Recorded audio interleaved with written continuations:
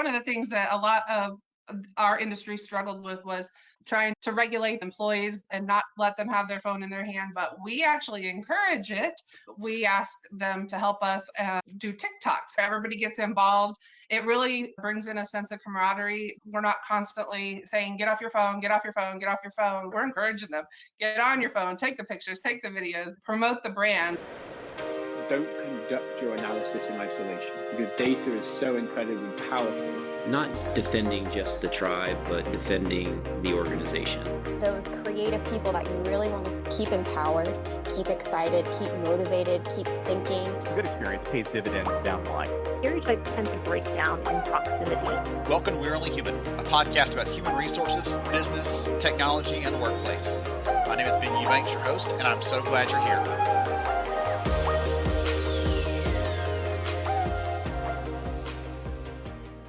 Hey everyone, glad to have you here with us and looking forward to a fun conversation with some amazing HR leaders. You may be hungry by the time we're done with this. They're going to talk about some amazing different restaurant brands and some of the things that they're doing, serving their workforce, supporting the frontline worker, and creating a better employee experience overall. I'm Ben Eubanks. I'll be hosting and guiding the conversation today.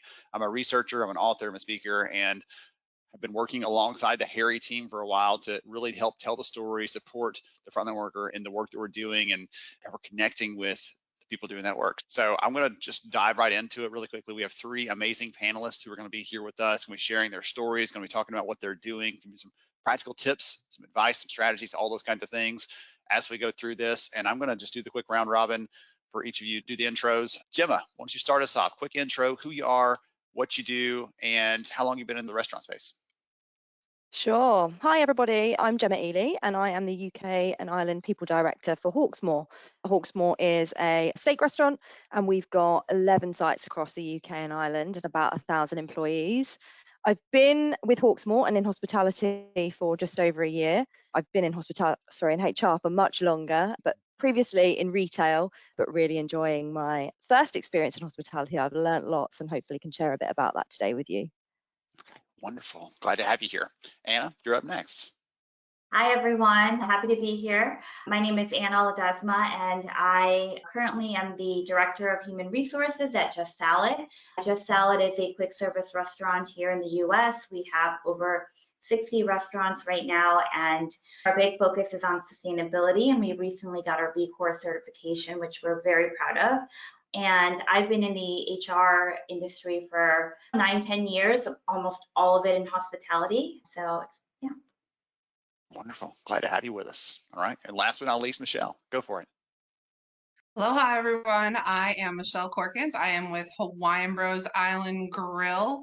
I've been in the restaurant industry for about 3 years. I've been in the HR industry for over 15 years. I was in the ski industry before, so a little bit of restaurant in that too, but I love working for this brand. I love using Harri. I think that we are just trying to bring the islands to the Midwest and beyond. So we're growing. We have about 40 locations currently, just franchised to several locations. So we will be growing out. So we're going to be branching off now and growing fast. So hopefully you guys will get to see us soon.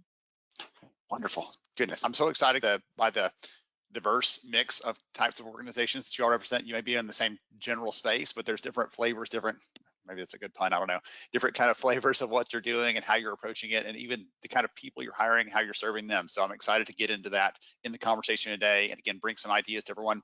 By the way, anyone out there who's listening in, if you've got questions for the panelists, please throw them in the chat. Let us know what you want to hear from them. I'll do my very best to make sure and squeeze those in so that I've got a lot of them that I want to ask. I'm very curious, but if you have something you want to know from them or they say something that you're like, ooh, tell me more, please pop that in the chat. We'd love to make sure we address those for you as we go through today. All right, so to kick us off, Jim, I want to throw one to you to start off. I just want to hear from you broadly, just to set the stage a little bit. What sort of trends have you noticed recently when it comes to the workforce? What's going on there? What's changing there? And how are you responding to that? So I think the biggest thing for us really is probably post-pandemic, people thinking differently about their lives and what they want from it. And that really is by and large around work.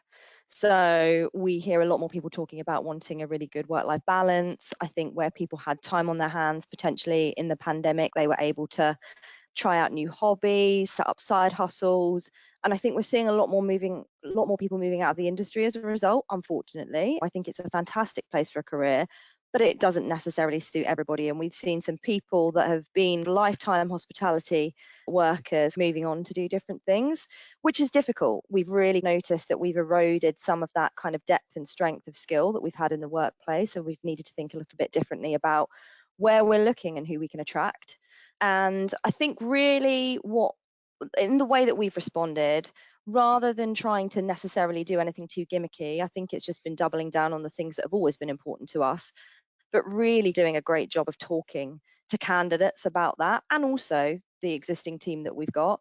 We focus quite a lot about stability and opportunity at Hawksmoor, so we're growing. We've got a couple of restaurants in the US, well, one in the US, and we're about to open another one next year in Chicago. That's a really tempting opportunity for people that are, coming in to our sites in the UK and thinking potentially I could have an international career. So we're providing that opportunity. We're also providing stability. I think a restaurant company that is growing, people feel really confident that they are going to have their job. Sadly, that's not necessarily the case for every hospitality business at the moment, but really focusing on those things and holding true to what it is that we believe in and our culture, I think is the best way to respond, rather than something that's a bit more flash in the pan and trying to grab headlines, but not necessarily dealing with some of the concerns that employees might have. So yeah, that's the first thing that springs to mind. There's a lot of underlying factors in that, right? I like that you set the stage broadly there. One of the things I'm thinking about there, like for the people coming in, if they join one of these new ones, right, that the brand's established, it's stable, all those things. There's also like a bit of novelty to, hey, you get to step in the first time we're really doing this in the States, and you get to influence that, and you get a chance to serve people and be the brand ambassador for a name many people wouldn't know here, right? So there's some fun stuff to that one. Awesome. What about you other two? Any thoughts from you on what's trending, what's changing, what you're noticing when it comes to the workforce?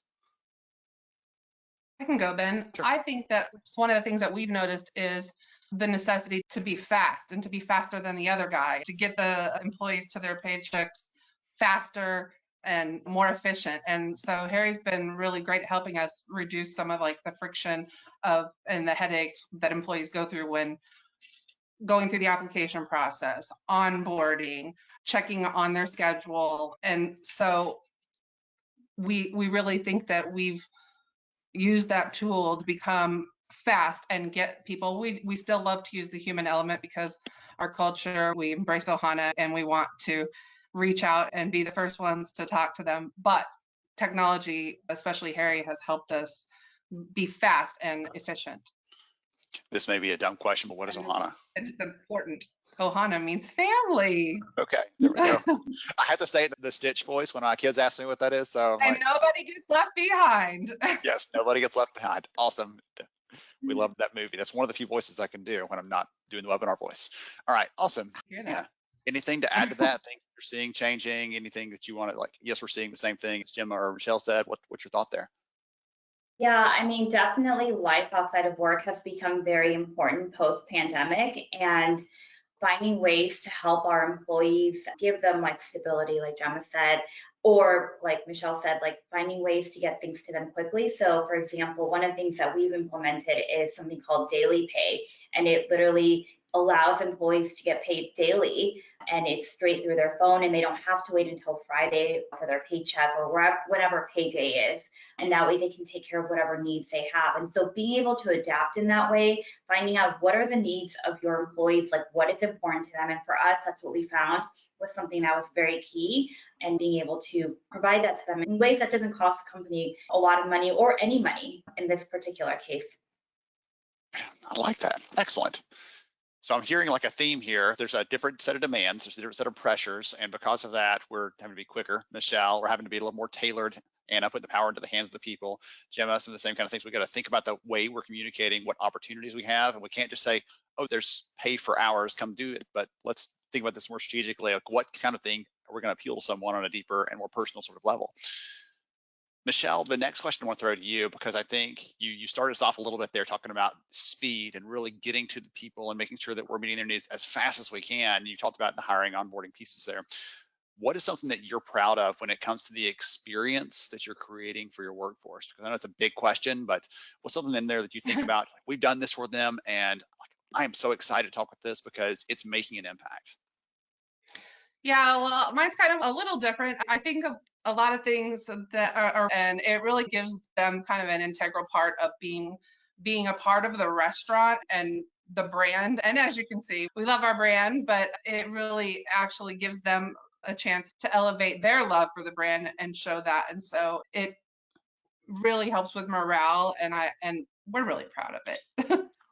One of the things that strikes for me is we see in our research that when you create an atmosphere where people feel like they are connected and they belong, they're much more likely to talk about the company as a great place to work. Like, I can't wait to tell my friends about this place I work, because they're not going to believe the kind of fun stuff we get to do here. And that's a great example of that. Very practical to say, what you do at work today? Well, you'll never believe, like, we did this crazy dance and our customers got in on it, and there was this, like, just to be able to say those things. And we serve some chicken too, but someone got fed, right? There's all the things at the end of the day, but to be able to say, like, these other things happen beyond what you expect, right? This is what they expect at work, and they're getting something above that when you're giving them a chance to really contribute in that way.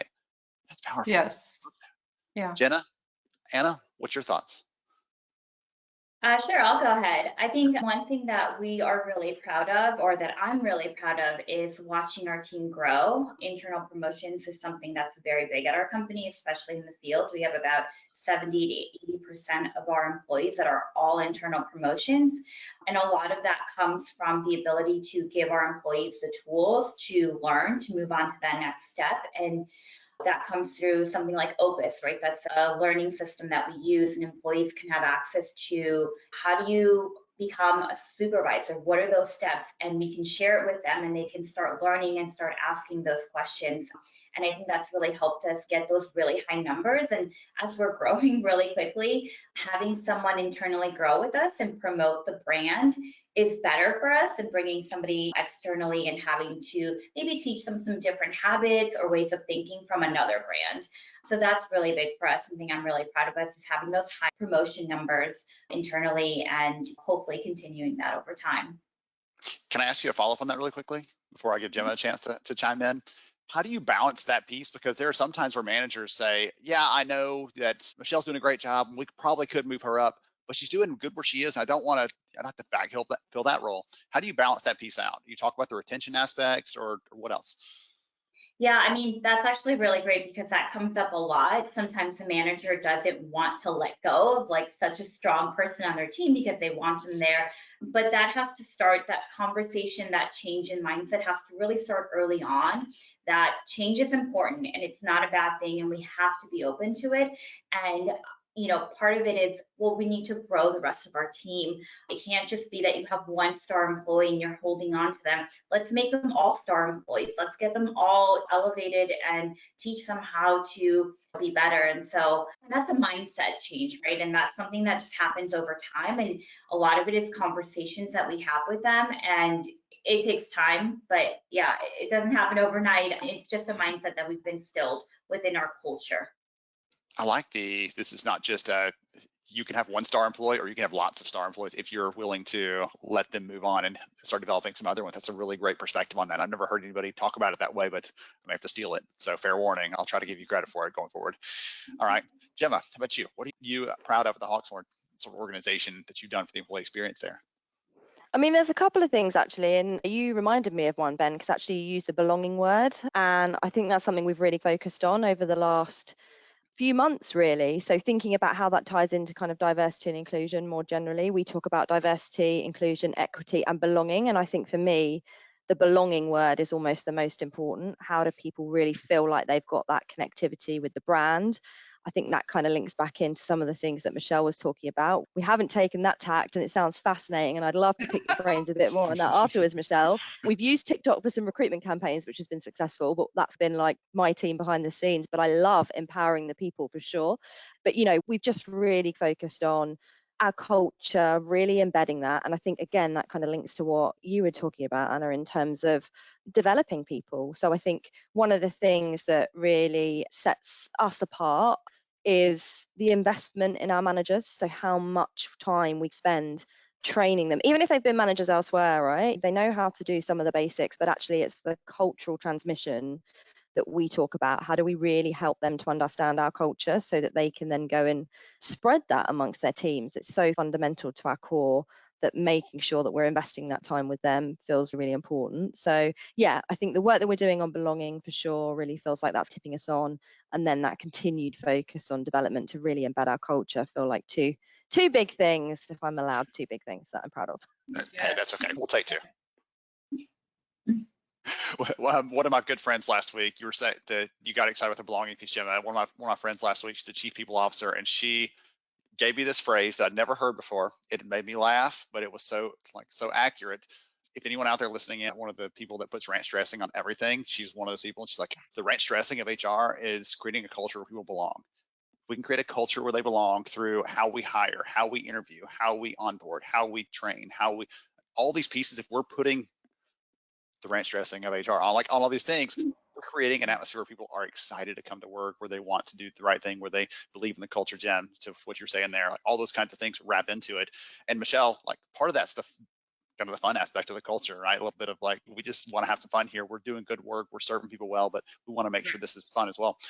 A question just popped in that I want to ask you while we're here before we get too far away from it, because someone, as you might expect, had a question in the audience about the TikTok piece. I said, do you have concerns about if someone shares something that may not be on brand or something that may be a little bit edgy when it comes to that?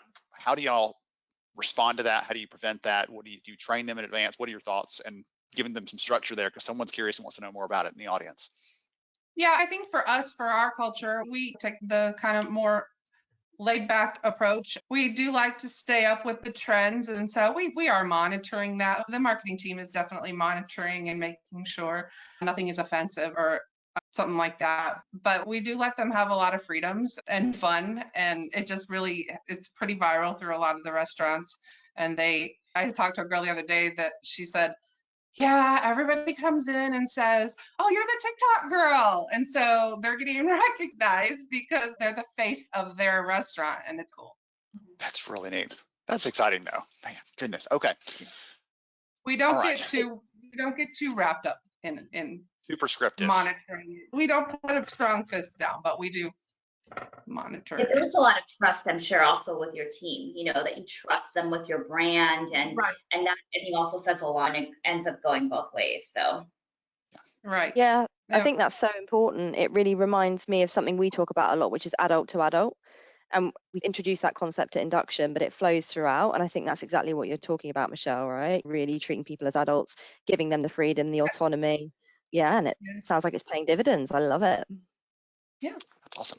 You use the word induction, Jem, by the way. And for anyone on this side of the pond, that's onboarding, right? Right. Okay. If someone heard that, wait a minute, I don't know. That doesn't translate. Sorry, the English word there. It's all English, but it's a different phrasing there. Okay, awesome. So, and I'm going to kick you off with this next question, because you've already shared a couple of things, right? Opus on the training side, you talked about daily pay when it comes to letting people get instant access to their compensation before payday. And I think that's really powerful, especially for people on the front line.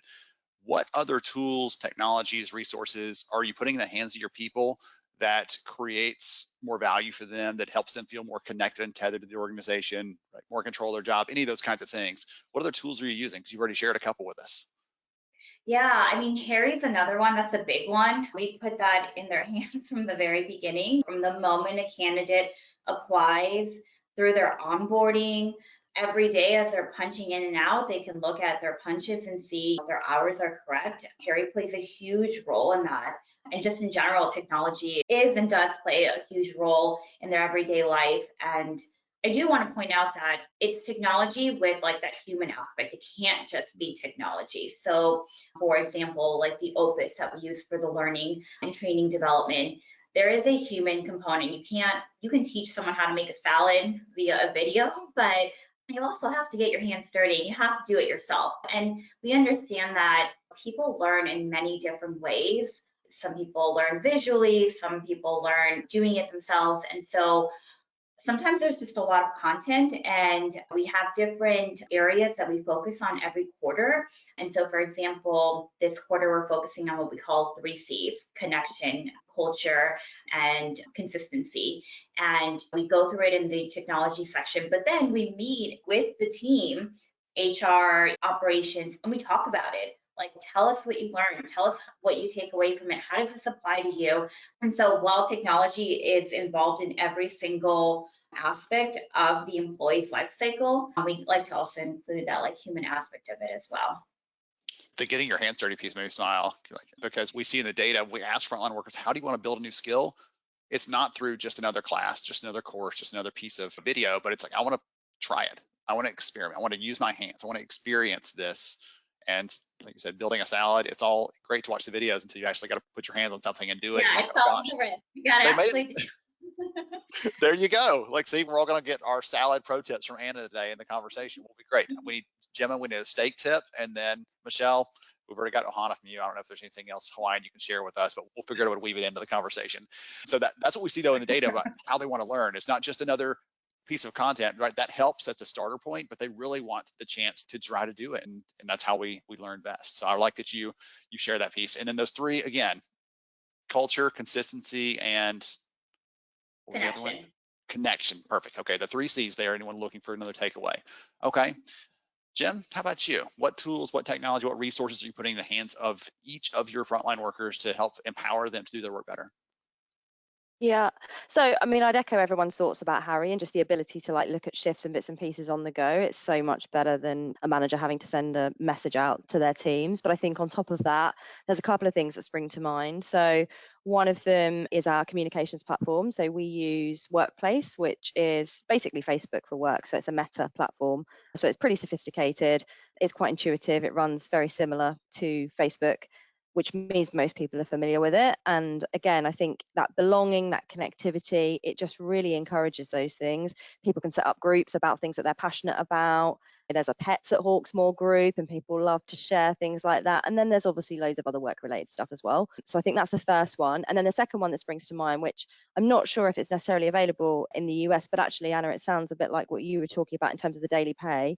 We've worked with a company called WageStream who connect in with Harri. And again, that basically means that people can get their pay as and when they've earned it. And we did a survey last year where people really told us that the cost of living was on their minds, that financial well-being was important to them, and introducing that app not only allows them access to their wages in real time as they've earned it, but actually there's so much more to it than that. There's lots around helping people to save, better kind of financial literacy, and just generally taking care of their own financial well-being more than they maybe had done before. And we've had some really positive feedback. And again, it's all app-based, it's really easy to access, it's intuitive. I think that's the main thing, right? Like that's the common thread. Tech can really slow things down if it's not as good as it can be. So making sure that whatever tech you're introducing, you're checking in with other people that might be using it to see how does it really work on the ground. You might get sold a concept, but just making sure that it's actually going to add to your employee experience rather than detract, because I think it can really,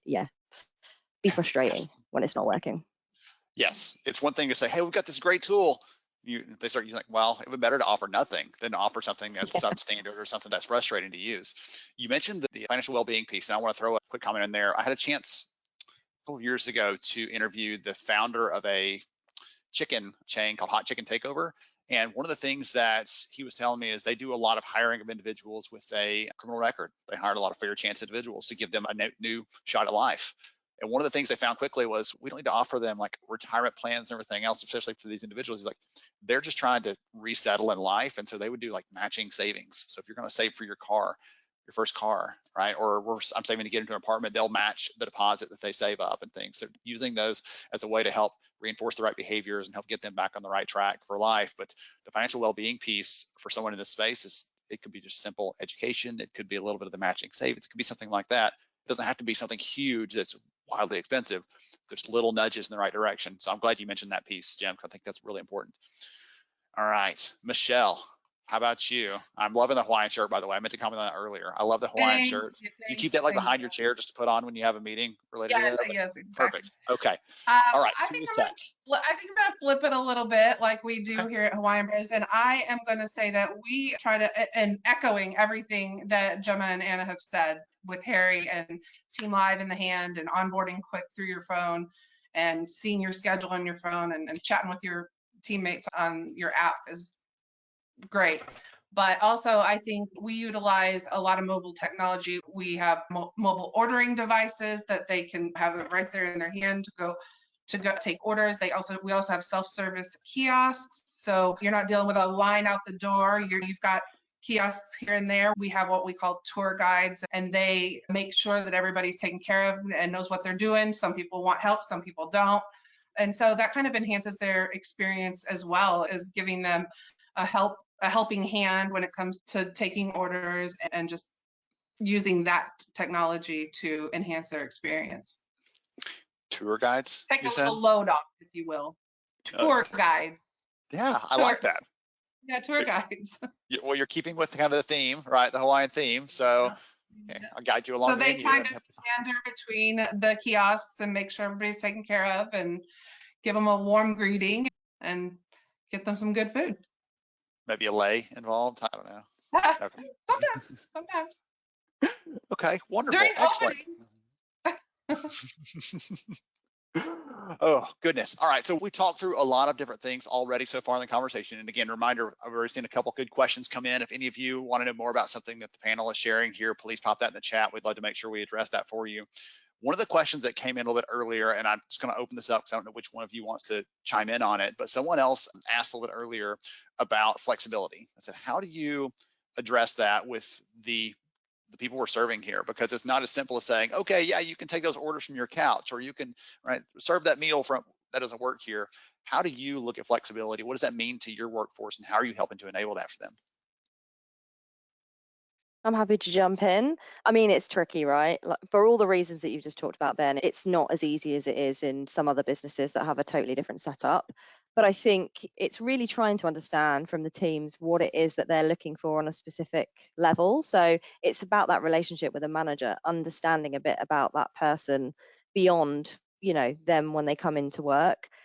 Have they got family? Can we be a little bit more flexible? Are there certain days that they want off? We can't necessarily accommodate it all, but I think it's really just trying to understand what would a great rota look like for everybody? How can we try and tick as many of those boxes as possible?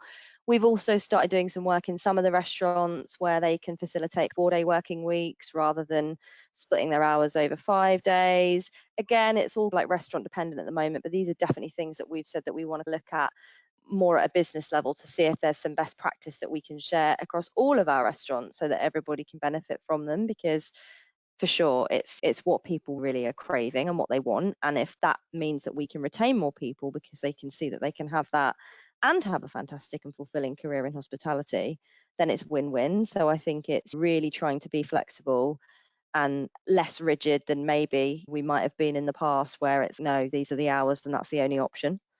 Yes, this is your shift, take it or leave it. Now you're saying, here's some options here. We're being flexible. We're trying this new thing out. Do you want to try that? Like, you giving some options there. Okay, putting the power back into the hands of the people. I like it. Michele, Anna, anything else to add to that?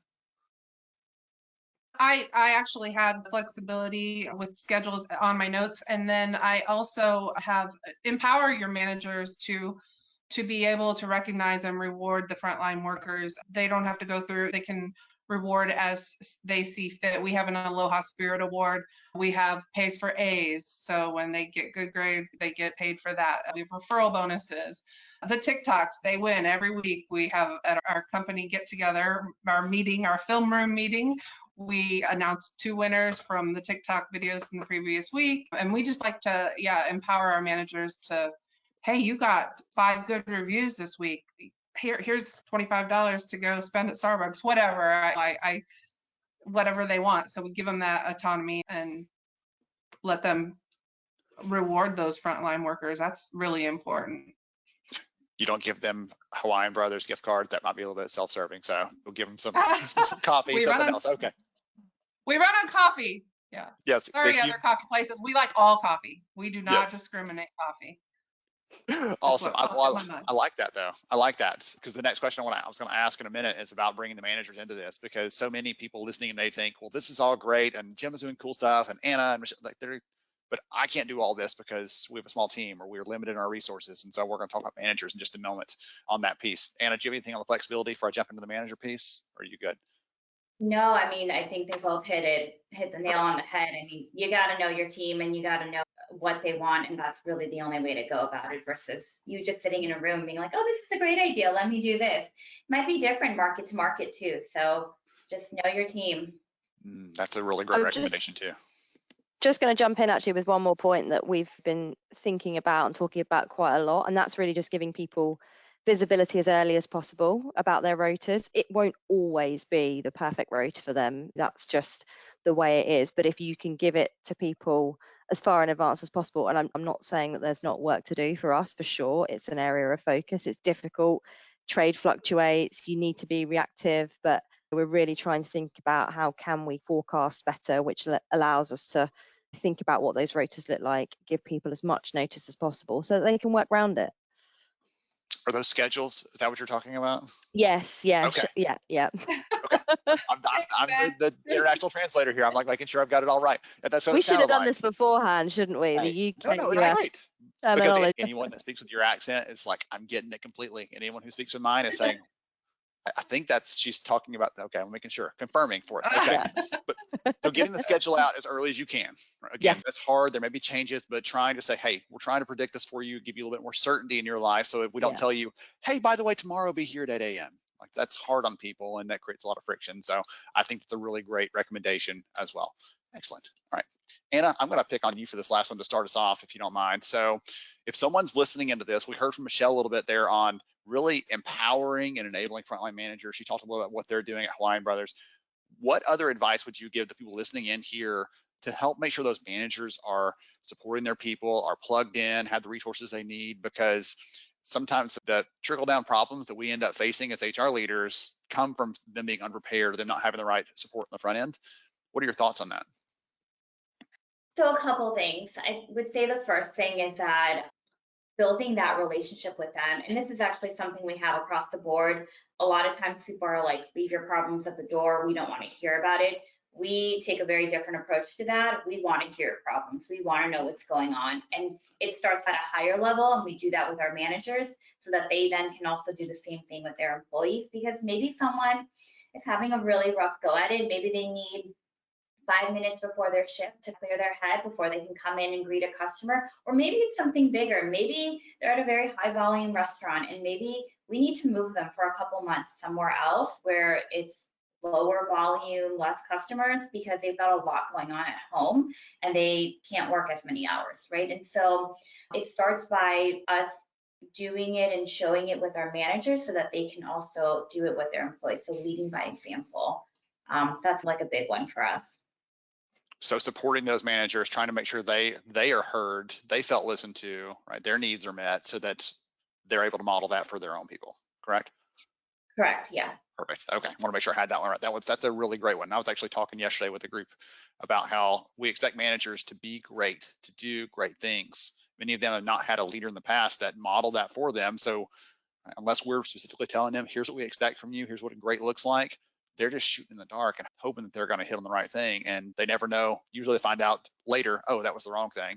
But then in the moment, they don't always know what they're aiming for. Okay, excellent. So that's empowering managers. Jem, anything from you on that? What are your thoughts on how to help our managers be the leaders that we would like for them to be? Yeah, so I mean, we take a really similar approach in terms of supporting the whole person and making sure that people feel really comfortable to share whatever it is that's going on in their life. And I think that point is spot on about if that's the experience you've had, it's much easier for you to be able to do that with your team as well. I think on top of that, some of the things that we do, we actually have a model where in each of our restaurants, and they're big restaurants, so they kind of range anything between maybe 60 to 160 team members in each restaurant. So big teams, we have a general manager and we tend to have two assistant general managers, and one of those kind of has specific responsibility for HR.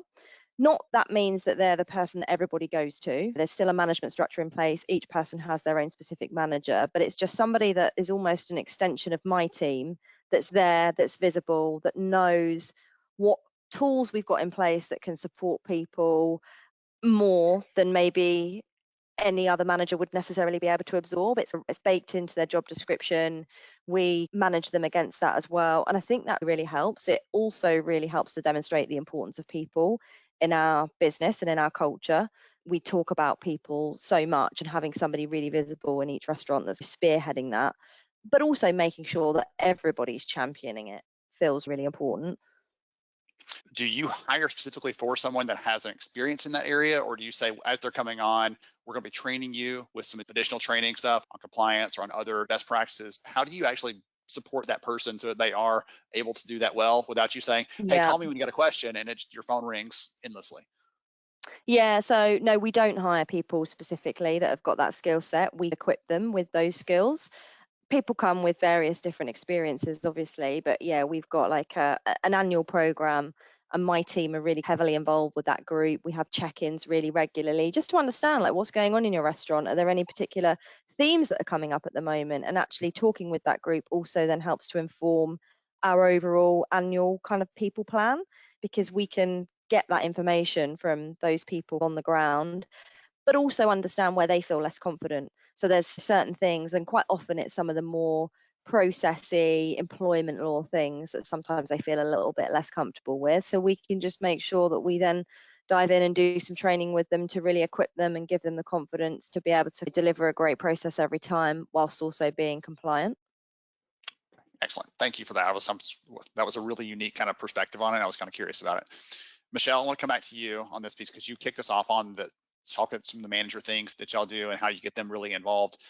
Do you train them on how to do some of those things you're talking about, like really supporting their people so that they know how to do this and give the awards and everything else? Is that something that the first time they do it, you walk alongside them? Like, how do you get them really prepared to do that? Because as we started out a little bit ago, most managers don't know exactly how to do those things, or they're concerned about, I don't know how to give feedback to someone else, or what do I even say, or like talk about how you prepare managers for some of those kind of things you were talking about a minute ago, because you talk about the end result of like they get to do the fun things, they get to keep things away, but it comes from really supporting them through the week and really making sure they're there when they need them, all those kind of things.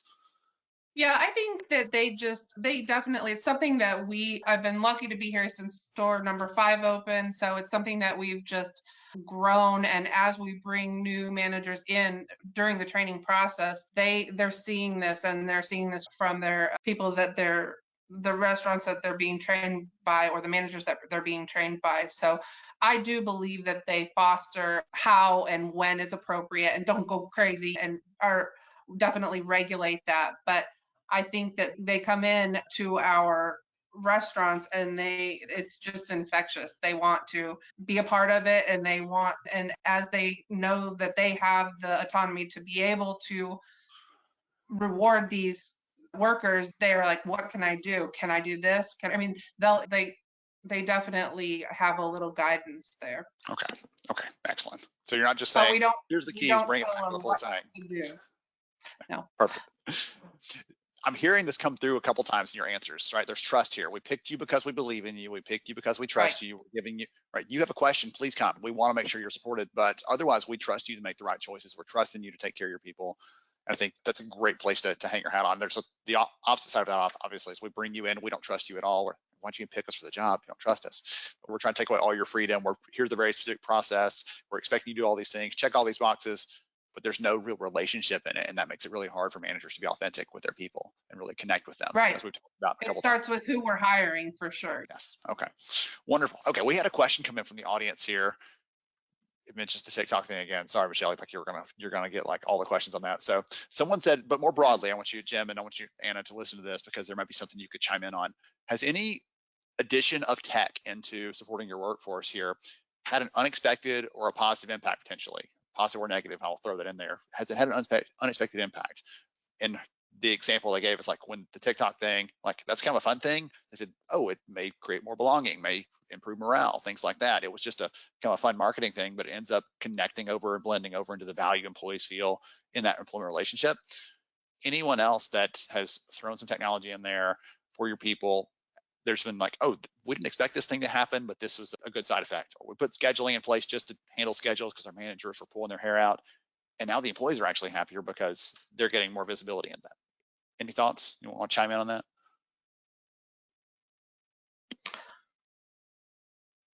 One of the things I was going to bring up is that we do what we call the smiley survey, the smiley feedback. Every night when the employees clock out of the tablet, before they can actually clock out, it just says, how are you feeling today? Smile or frown. And we do that, and we're actually seeing the smiles trend upwards, and that's really something that we're just like, let's put something up there, let's check it out, let's see what they get the temperature of some of these restaurants. And now that they know that we're analyzing it and looking at it, then we're actually seeing that trend up, and that's been impressive to us, and obviously a good thing to see that it's trending upwards. Yes, well, it's good to see overall, but now you have a look in something you didn't have before, additional data point that you can keep tabs on how things are going, what's happening there. Okay. Excellent. Yeah, and if somebody specific is always frowning, then we can then intervene and reach in and see what's going on, and more of the stuff like Anna talked about, and see if they need any assistance there. And we use All Voices as well to give them the option to, it's an employee relations platform. They can either comment in anonymously, or they can let us know who they are. And yeah, we review all of those as well. Okay, so if we're sharing concerns or feedback or issues, things like that. Excellent. All right, and that was All Voices, correct? All Voices, yeah. Okay, I'll make sure we're sharing like a list of tools out here. We need to put together like a handout of all the tools that we're sharing. Smiley feedback's through Harri, right through the time clock. Yes, I was betting that one, but we've shared like a handful of other things beyond that. I want to make sure we were capturing for the audience here in case someone's taking or missing taking notes in there.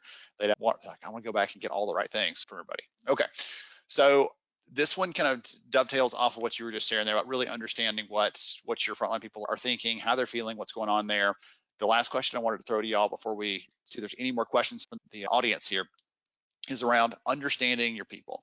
So we talked about the manager piece of technology, and I want to figure out, how do we understand what your workers are feeling, what their priorities are, what they're thinking, what's going on with them, so that you can take action in the right moment. So you talked about All Voices. You gave us an example of doing the sentiment piece there, Michele. So you've already kicked that one out. Gemma, Anna, one of you have a thought or a comment there on how you're really keeping tabs on what your people are, what's bubbling up to the surface that they need from you? Yeah, I'm happy to chime in here. I mean, multiple ways. I think there's not necessarily one way that works for everybody. So I think we really try and make sure we're doing quite a lot of this. I think one of the things is making sure that we talk about ourselves rather than a head office as being a support team, but there's something about being really visible and actually getting out into the restaurants and just being there and observing what's going on and just checking in with people. It's amazing what you pick up that way quite organically. So, you know, that's one way that we really encourage it. We also have some more formal channels. So we do an engagement survey once a year where everybody gets the opportunity to share their thoughts. We look at trends at a whole business level. We can then break that down into what that means for each restaurant. We make sure that there's loads of one-to-ones happening really regularly. And again, encourage that to be about, well, a very two-way conversation between managers and their teams. And then I think the more recent thing that we've introduced, which again has got more of a specific diversity and inclusion angle on it, is some employee resource groups and networks. So the networks exist on our comms platform where everybody can join, and you can be as active or passive as you want in contributing to that community, sharing your thoughts, asking questions, providing feedback. But then we've also got a small number of those people that want to be more actively involved in changing the dial in a particular space. When we're thinking about underrepresented groups in particular, they can use, we have volunteering hours, so everybody gets 20 paid hours of volunteering a year, and if they want to take part in those groups, then they can use their volunteering hours, so they're getting paid for their time. We don't expect people to do this kind of outside of work for free, and they can really make more of a contribution in helping shape the agenda, share their feedback and say, I want to make this change happen, and they're the ones that are driving it. And that's much more powerful when, you know, it's being done collaboratively rather than us thinking we understand what a certain group of our team might want, but missing the mark sometimes. Is all of that happening on their mobile device? All the chances for them to chime in, respond to surveys, things like that? A lot of it, yeah. I mean, yeah, pretty much all of it would be accessible in one way or another on their mobiles. Some of it we do in person. You can't necessarily always replicate being in a room with people, but actually where we are now much more geographically spread as well, you have to make use of technology. And yeah, if you've got a mobile phone, then you can get involved one way or the other with all of this stuff. Okay, excellent. All right, Anna, anything to add on really understanding your people? How do you approach this at Just Salad? How do you make sure you know what's going on in the minds of each of your people so that you can support them? Yeah, I mean, very similar approach to Gemma's. We've got informal ways. We've got your engagement surveys that go out. You've got the structured meetings we have. between departments with employees on how they're doing, and then more like informal, like having a presence, like I go out to all my stores and schedule it throughout the year. And I'm like, I want you to know who I am. I want you to put a face to the name. And for me to put a face to your name, I see all of your names in front of my desk every day when you get a promotion, when you transfer, when you have a life-changing event, right? You're like having a baby. I see all of that. I want to know who you are and I want you to know who I am. And we found that, or I have found that it leads to much better communication. Employees can feel more comfortable reaching out to me. And then I just learn a lot more of what's going on in the field. I find things that are going on that's like just by like passing, and it's like, oh, that's really great to know. It's something that I probably would have found out a week later. Now I'm finding out in the moment, just by nature of being there and being able to communicate a lot faster. Excellent. I like it's a quicker feedback loop for you, right? You can anticipate something, you can be more proactive instead of finding out after the thing's already happened. You can be right there in the moment to figure it out. I like that. Really enjoyed that. Okay. All right. So one of the questions we got from the audience here, I think they specifically asked you, Gemma, but I think all three of you probably could chime in because it's related to what you've all talked about, the different tools, the different ways that you're putting employees, right, putting the tools in their hands so they can do the things they need to do. The question is, several of you have mentioned different platforms, different tools, different resources you're giving people to engage with and interact with at work. And like that could be a lot of apps potentially. That's 5 or 6 different tools, things like that. Are they all doing this on their phones? Is it too many? Do you have people that say, well, I don't want another app on my phone? How do you respond to some of those kind of things? How do you manage all of that? Because I know it can become a app frenzy or whatever you want to call it. So Gemma, you can start us off, but if either of you other two have something to chime into, I'd love to hear you. Yeah, so I think it's definitely something we're mindful of. We don't want to bombard people, and we really evaluate every time a new opportunity presents itself that has got an app, whether we see significant benefit. I think something like WageStream is optional. People don't have to have that. But actually, there's such a big benefit to people if they do have it that a lot of people will voluntarily download it. When it comes to the other things that we talked about, they can be accessed in a browser as well. So whether that's on a computer in the office, when they're in work if they need to, or on a browser on their phone, it maybe doesn't feel quite as intrusive if they're not then getting push notifications all of the time. I think by and large it does depend on the individual, but actually people in general tend to see such a benefit from these things and it makes their life a lot easier that we haven't had a huge amount of pushback. You may not know the answer to this, but is this age correlated too? Would someone who's younger be more likely to say, yeah, throw me an app, I'd love to just use that? Or you haven't noticed anything in that as far as the trend? Not necessarily. No, there might be some sort of correlation. I wouldn't want to necessarily make any assumptions around that. That's all right. I was just curious if you'd noticed anything. Michele, Anna, anything else you'd like to add there just about when we're putting these things out there for our people, as we talked about through the whole conversation today, it's about empowering them and everything else. And there's a point where it's like the wave crashes over them. There's so many things that we're trying to put in their hands that it may be a little bit confusing. Like, how do you manage that? How do you make sure that they're able to get all the things? It's just a lot of communication. Is it making sure managers are ready for this? Talk about that piece of it, dovetailing off what Gemma was sharing. I think Gemma said it perfectly, and it probably goes across the board there. But I mean, I think it's a little different for our management teams. They of course have a lot more apps, but it does make things easier for them. So I think they welcome those. And then the team members, I think that we really try to keep it down to just a few. So as she said, some are optional, so they don't have to use them. And I don't see too many issues with that. Okay. Or problems. Anything else to add, Anna? Or are you good? Yeah, no, I would just say we also haven't seen that much pushback. And one thing that we do is also offer an alternative so that, I don't know, if you don't want to use your phone, you don't want to download it on your phone, we have iPads at the store, we have computers so that they don't feel like they have to use up their data or anything like that. And so just providing an alternative is key.